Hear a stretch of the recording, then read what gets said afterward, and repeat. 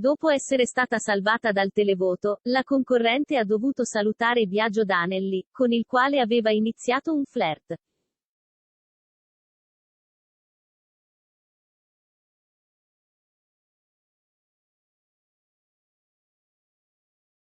I telespettatori del GF VIP 6 l'hanno voluto fuori dal gioco con una percentuale di voti pari al 20%.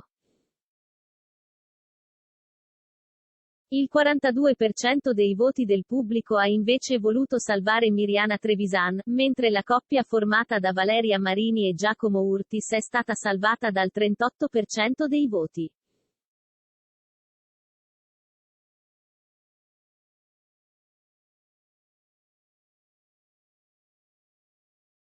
In una intervista rilasciata a Nuovo TV, l'influencer si è detto pronto a rientrare al GF VIP per rivedere Miriana Trevisan, anche perché ormai è ufficiale l'addio all'ex fidanzata.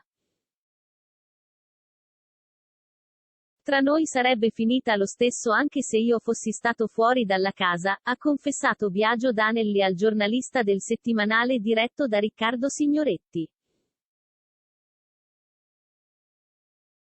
E ancora, torno nella casa per fare l'amore con Miriana. La desidero con passione, la voglio riempire di baci, e ha vissuto cose belle, ma anche tante cose brutte nella vita ma ha iniziato a fidarsi di me, ha detto ancora l'influencer, che poi ha dedicato a Miriana un lungo post sul suo account Instagram. Se c'è una cosa che non sopporto proprio è vedere Miriana così, ha scritto in questo momento vorrei solo poterle stare accanto, anche solo un minuto.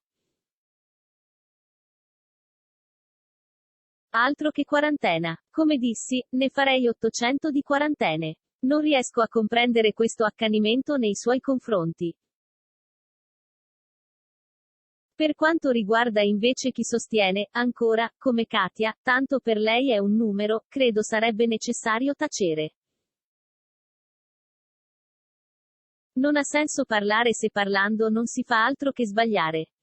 Io sono qui.